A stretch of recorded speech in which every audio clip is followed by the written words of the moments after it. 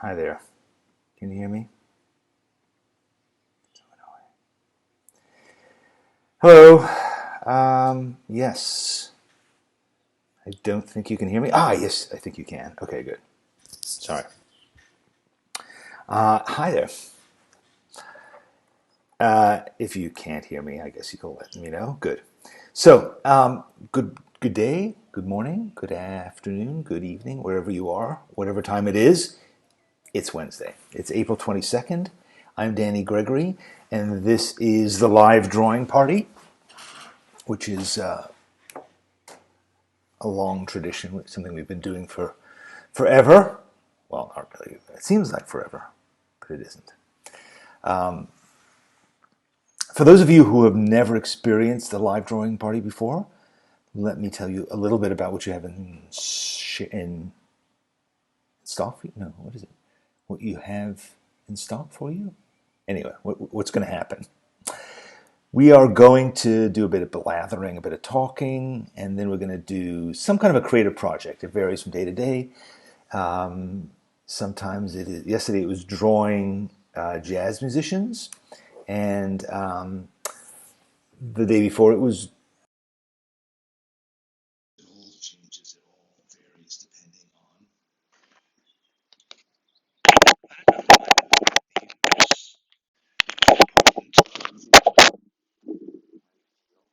Today we're going to be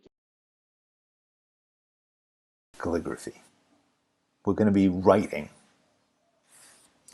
and so if you have any writing implements you'd like to start gathering, please do. Oh no. Some of you are complaining about not hearing me again. Okay. Is it back? Are we back? Good. All right, good. So yes, as I was saying, it is a dodgy connection. It's a Wednesday connection. It's one of those days when everything doesn't go quite according to plan, but that's okay. Such is the world. And I wanted to begin actually today by sharing something that somebody sent to me. Last week, I mentioned to you that if you're working on any kind of interesting project and you wanted me to know about it, please let me know. And Tira Gibbs did let me know, and I'm glad that she did. Tira is she's a California artist and a musician, and she wrote to me and she said, "Through a stroke of luck, I decided to keep a visual diary. to record this bizarre time that we're going through. And I began on the very first day that we were required to shelter at home here in the Bay Area in California. I've noticed how the pages of this journal have changed over time, from a lot of drawings of food and cleaning supplies and the impossible to find toilet paper to something altogether different as time has gone by. Sometimes I feel hopeless. Other times I try to inject some humor or gratitude. And on some of my pages I also include the headlines of the day, which are sometimes in very stark contrast to the mood of my sketch. Those apocalyptic news stories are always floating around out there while we're in our home bubbles, worrying about how to find ways to bake our bread. It's all very surreal. Anyway, I thought you might enjoy seeing a few of the pages. I do these every day, and I email them to several friends every night, and I post them on my Facebook page, which is set to friends-only access. I also shared some, but not all of the pages on my Instagram page. There's no better time than now to make the most of our sketchbooks, right? And I agree. And I think that she's done, and I just want to show you, she was kind enough to send me a few pages from her sketchbooks, which I'm going to share with you. And here we go. So this is the first, I'm showing them to you, I think, in the order that she made them. This is day 3. And so as you can see, she does, it's just a weird juxtaposition of these beautiful watercolors, but also the news of the stuff that she's writing down about headlines and so forth. This is about Facebook and about having a Facebook friend who crossed the line with political posts and how she responded. That was day 6, March 22nd.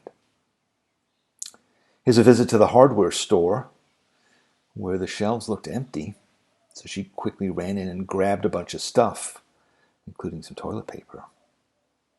She also lists the number of cases there, and this is March 27th, day 11. This one I think is very powerful. They say it feels like drowning. March 29th, day 13.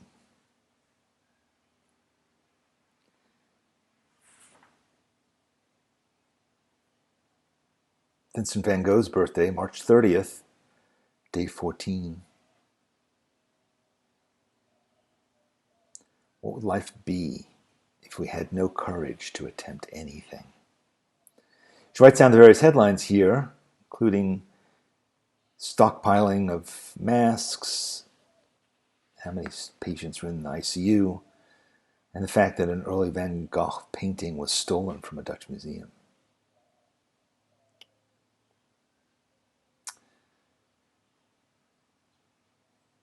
The view out the window and memories of the home she grew up in. Something invisible out there is trying to get me. It's just watching and waiting. Day 15. I'm pretty sure I don't need half of the stuff in my garage, but with all the thrift shops closed right now, there would be nowhere to take donations. That's all the excuse I need to not deal with all this stuff right now. But she did draw it, and beautifully.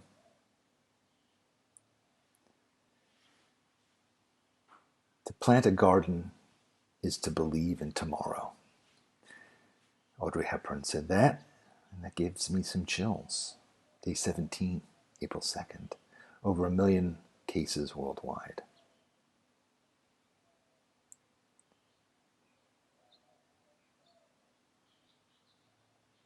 Oh, we're doing great. Just a quiet Saturday at home. Thanks so much for asking. As the various apocalypses converge on her house.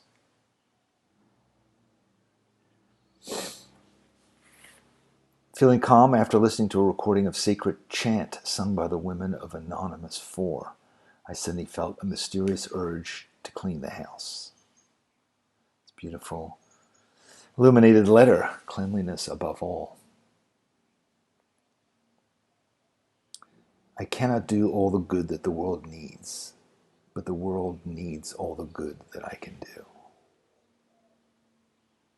Day 23.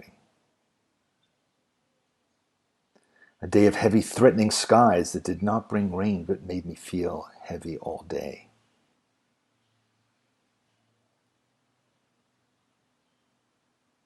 The sun returned at long last. It felt so wonderful to just sit on the ground and pull weeds with the warm sun on my back. Cat fight.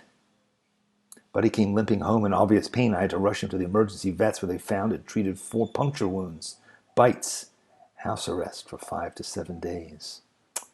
Poor kitty. What a beautiful watercolor, though.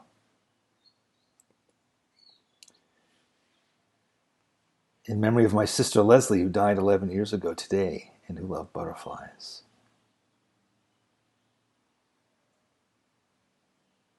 These are all just different headlines surrounding this beautiful sun motif. I'm not going to read them, they're too depressing. But she does say under here, Tira enjoys a few hours on her sunny patio.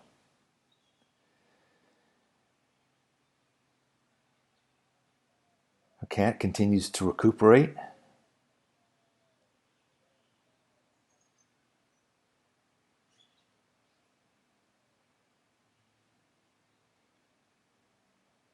Buddy again, they discovered another puncture that the emergency vet had missed. I hope he's doing better. That was day 31, April 16th. We're all in this together.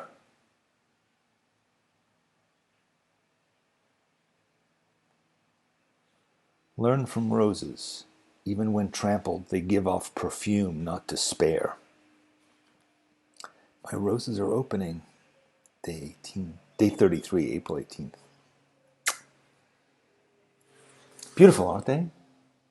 Sad, but also what an amazing record for her to have of this time, you know? Makes me think of something that my friend Vanessa Bradley Newton says, learn to turn your pain into paint.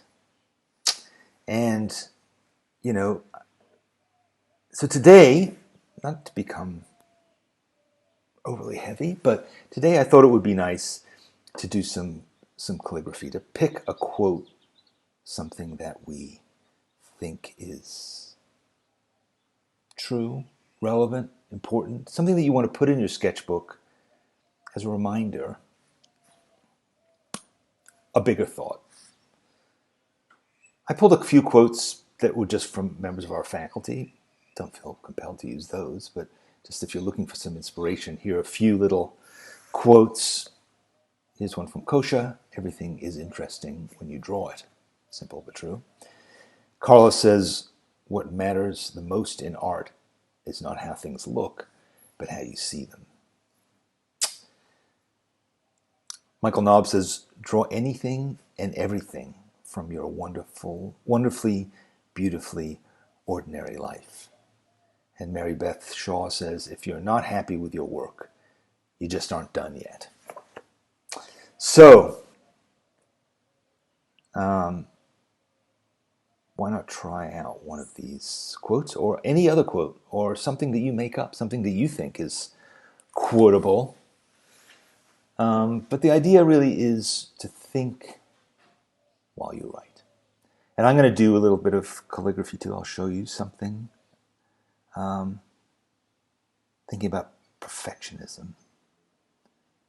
You know, when I see what Tira did, I think to myself, I had thought about working on a record of my feelings about this time, but every day I would put it off because I wasn't sure what form it should take. I wasn't sure what the mood should be. I wasn't sure whether I had the right sketchbook. I didn't have the right materials. I couldn't think of the right bits that it needed to have. I was trying to make it perfect. And in the end, I didn't make it at all. I have a record, I guess, of this time, which is these sessions that we're doing today and every day that I've been doing for, I don't know, 4 or 5 weeks now. In a way, those are a record, as are the pieces of art that I've been making and that you've been making with me, hopefully. You know, perfectionism is such it's such a bad disease, and I thought that I would think about perfectionism today when I did my thing. I'm going to use a dip pen. Where's the dip pen? Here it is. If you want to write down this or any quote quickly on this piece of scrap paper and then use it, rewrite it, you can. These quotes are going to disappear in a second as I start to draw. But then I want to talk about perfectionism a bit afterwards too.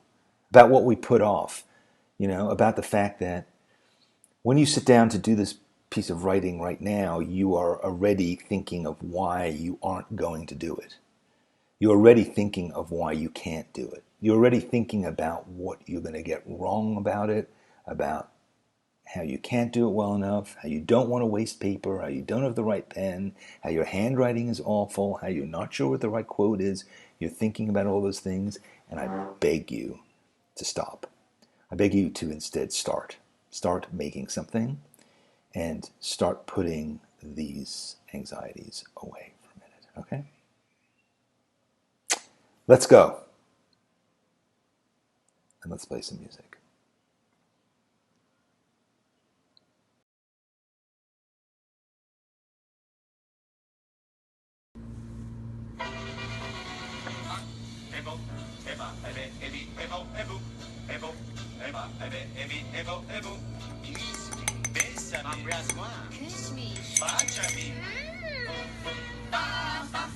Baciami vicina con la bocca piccolina, dammi tanti baci in quantità. Ma questi baci a chi li devo dar? Oh, bimba birichina, tu sei bella spadassina, quale tentazione sei per me. Ma questa tentazione che cos'è? Via e fiebe, cara sillaba con me. Ibia, ba. Sono tanto deliziose queste sillabe d'amore. Baciami vicina con la bocca piccolina, dammi tanti baci in quantità. Sono qui, sono pronta per incominciare. E baciami bambino sulla bocca mio vicino, dammi tanti baci in quantità. E baciami vicina, bella piccolina. Bimbo birichino, tu sei bello sparazzino, quale tentazione sei per me. Via e fiebe, cara sillaba con me. Sono tanto deliziose queste sillabe d'amore. Baciami vicina con la bocca piccolina, dammi tanti baci in quantità. La la la la la la la la la.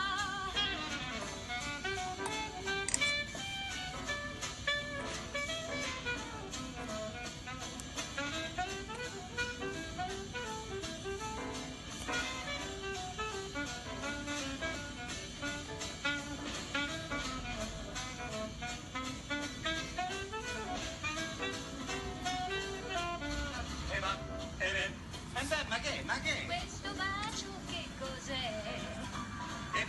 Eva, Cirano mi dirà. È un apostrofo rosa messo nella frase d'amo. Baciami vicina con la bocca piccolina, dammi tanti baci in quantità. E baciami vicina, baciami vicina, baciami vicina, baciami vicina, baciami,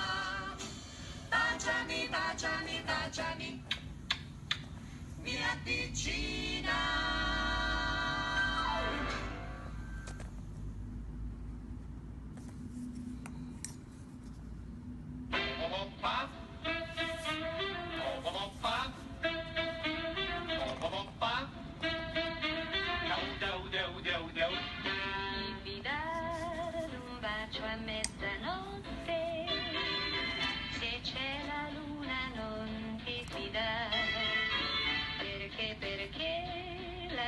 a mezzanotte riesce sempre a farti innamorare. Non ti fidare di stelle galeotte che invitano a volersi amare. Mezzanotte per amare, mezzanotte per sognar fantastica. Ma come farò senza più amare? Ma come farò senza baciare? Ma come farò a non farmi tentare? Luna, luna tu, non mi guardare. Luna, luna tu, non curiosare. Luna, luna tu, non farla sentinella. Ogni stella in cielo parla il mio cuore. Ogni stella in cielo parla d'amore. Ogni stella in cielo sarà la mia stella. Mezzanotte per amare, mezzanotte per sognar fantastica. Non ti fidare di un bacio a mezzanotte, senza baciare, se c'è la luna non ti fidare. Perché la luna a mezzanotte riesce sempre a farti innamorare. Non ti fidare di stelle galeotte che invitano a volersi amare. Mezzanotte per amare, mezzanotte per sognar fantastica.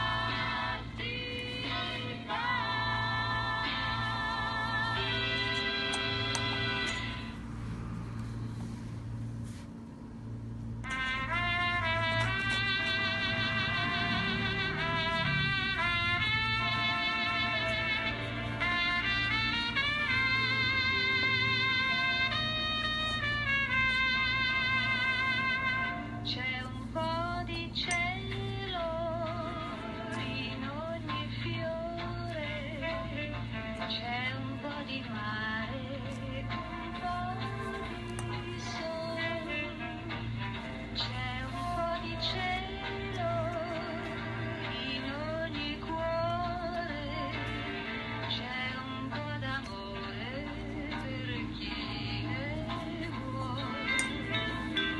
L'arcobaleno si frantumò nel mio giardino, si riversò e perciò in ogni fiore restò il colore d'un po' di cielo. C'è un po' di cielo Basta un cielo senza nuvole, in ogni fiore, basta un fiore, un po' di musica, c'è un po' d'amore, che ogni donna batti fuori dell'amore. c'è un po' di cielo, Queste cose per noi c'è uomini un po' di mare, sono invece solo favole, far sognare che non ci va di sognare. il sogno scuro E la solita canzone, oggi, domani, sempre, e chi ti ama la canzone dell'amore, che rima con fior foglio. ed in Però, ogni sorriso se giunge quel momento, c'è un po' l'uomo getta via la maschera e scopre l'amore, il sogno sfuma, si fa realtà. domani sempre E chi ti e tra i ama petali del fiore sorride per te l'amore ed in ogni sorriso c'è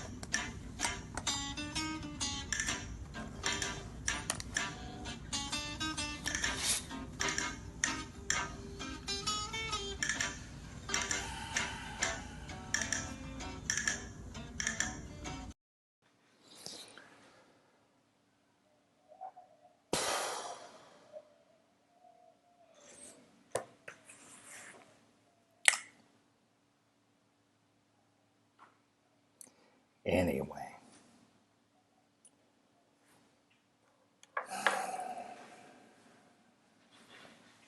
So, yes, I'm sure you did whatever you did perfectly. But yeah. See, the thing about perfectionism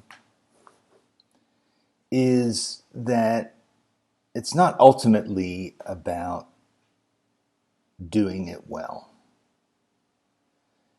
It's really about never doing it well enough. Like, no matter how much you plan, no matter how hard you do it, your inner critic is going to sabotage you, or is going to tell you that it's not good enough, or is going to tell you that, yeah, that was pretty good, but can you do it again? And that cycle of thinking that we get into ultimately is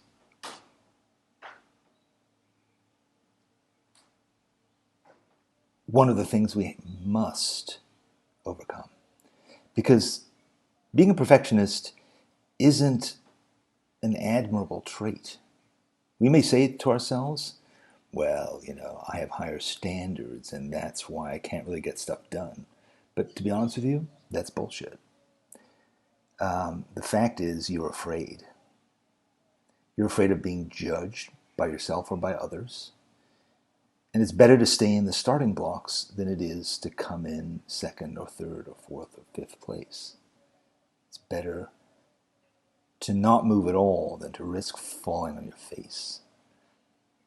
So when I see people kind of, not kind of boasting, sort of, not really, but boasting about their perfectionism, I'm not impressed. I don't think it's cool or great or you're super foxy because, you really need to do it well or else you're not going to bother. I think it's a lame excuse for not just jumping in and trying it. Because the fact is that you will only get better. You will only approach this perfection that you so desperately need by doing something, and by doing it again and again and again. And I say all this not to insult you or hurt your feelings, but because I am one too. I am there. I am a fellow sufferer. And I know that this impulse has done nothing to advance the quality of what I do. It's just held me back. Because the only way to get better is to keep going and to keep doing stuff. And perfectionism just gets in that way. And I think that there are people, particularly there's certain fields, graphic design I think is one of them, where there is a real urge towards perfectionism. And I think there are certain tools, like for instance the computer, that make it worse. Because you can always Command Z, you can always nudge it a pixel to the left, a pixel to the right. You can always change the color of this one that way. And I think you're just delaying judgment when you do that. I think the tech industry has it more right. The tech industry believes that you ship what you have now and then you fix it later. And the reason that that's so crucial is because then you get it out there. Then you see what it's going to be like, because there's a tremendous arrogance built into perfectionism. This assumption that you have these higher standards, that you understand and you know how to achieve that perfection, but others may not see it, but you do, and you're working towards it. You're going to get there, maybe. But I think that's hubris, because I don't know that your standards are any better than anybody else's. I think that you may be noticing certain details and thinking that they need to be improved, but you may be missing the forest for the trees. You may put it in the hands of somebody else who suddenly notices that actually there's something bad or good that you hadn't even noticed or counted on. But by putting it out there, by releasing it, by not clutching it to your breast, but saying, have it, world, let's see what happens, You're fearful and you're avoiding the risk. So think about this. This is the time to seize this problem by the throat and choke it out of your life. Because nobody is paying attention right now. We need solutions to so many things right now, and we don't need perfect ones. If we waited for the perfect cure, how many people would die in the meantime? If we waited for the perfect loaf of bread, how many people would starve? This is no time for perfection. This is the time for action in all manner of things, including in your life, in my life, in every corner of the planet. There's the opportunity to move things ahead, but not if we insist that it has to be perfect before we can share it, before we can put it out there, before we can test it, or perhaps before we can even begin it. How many of you didn't do calligraphy with me just now? How many of you started by drawing lines with a pencil and making perfect rules so you could perfectly letter along those lines? How many of you said, I never really took a calligraphy class, or I don't actually have a calligraphy nib, or I don't really know what quote to use? So you did nothing. You know? And this is the way it works. And you're hurting no one but yourself. I'm hurting no one but me by this incessant need to get it right before I'll put myself out there. You know, I mean, I embrace my failings, my wonkiness, not necessarily because I think it's the best style or approach, but honestly, a lot of times because I kind of don't know how to do it any better. And if I wait to figure it out, I won't actually get anything done. So I'm a pretty productive person, but that's basically because I kind of know myself well enough to know that I probably can't do it that well. Anything. Whether it's writing or drawing or streaming on YouTube or giving advice or anything. I can think of a lot of reasons why I shouldn't be doing anything that I do. But I decided that that's not what I want to do. I don't want to sit around thinking of those reasons. I'd rather plunge in. So take this as a hall pass, this time we're in.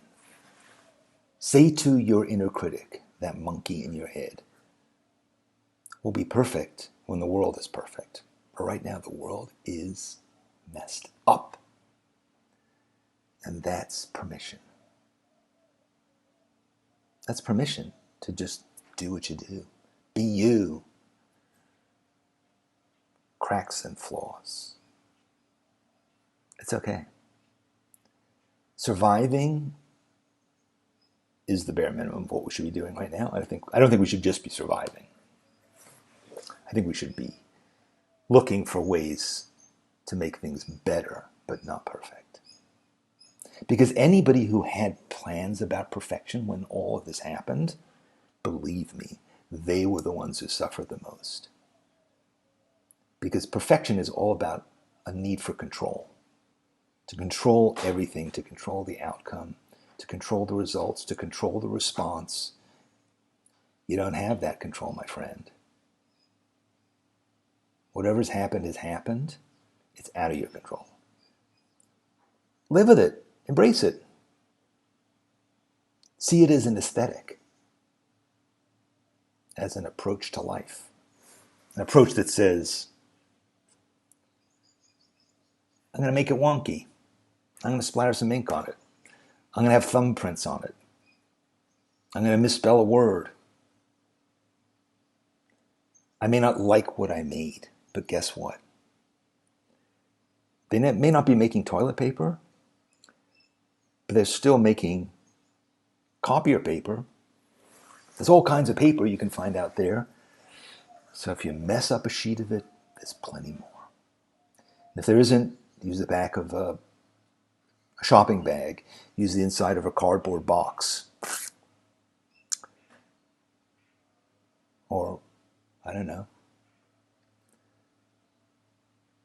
invent some new way to make your art if supplies are wanting. But don't begrudge the world your creativity because you're afraid of making a mess. Messiness is the theme of today, the theme of all of our todays. It's messiness. You know, the Japanese call appreciation of messiness or imperfection wabi-sabi, right? The cracks and chips and wrinkles that happen in things that are weathered and aged. And we're all getting weathered and aged every day. You know, we're getting wrinkled, we're getting scarred, we need haircuts, we're putting on weight, we're not getting enough cardio. That's the way it is right now. It's okay. You know, you can't let that hold you back. Because the thing is, if you allow yourself to go forward despite your perfectionism, you may stumble upon things that are magical and amazing. Your perfectionism could be holding you back from massive discoveries, from beautiful experiences. You know, and I mean, when we looked at Tira's journal before, it wasn't perfect. We could critique it if we wanted to. She may critique it, but if she had, she probably wouldn't have made all those pages. And looking at those pages and seeing the ideas that she put into them and the feelings that are in there made us all feel something, right? So embrace your imperfection, embrace your amateurism, embrace your how far you still have to go, and get on with it. Make some stuff. All right. I feel like I've been a little earnest, a little grim today, but you know, I just ruined a perfectly good piece of calligraphy by trying to draw a straight line with a ruler, people. Anyway, have a great day. Have a perfect day. And failing that, have a decent day. Let's meet again tomorrow. I have an idea of what we're going to do tomorrow, and it will be fun too. Maybe it'll be a bit goofier. Let's see. It's Wednesday, hump day. Tomorrow's Thursday, mini Friday. Then it'll be Friday. Then it'll be the weekend, which is kind of the same as Monday. But anyway, have a perfect day. See you later.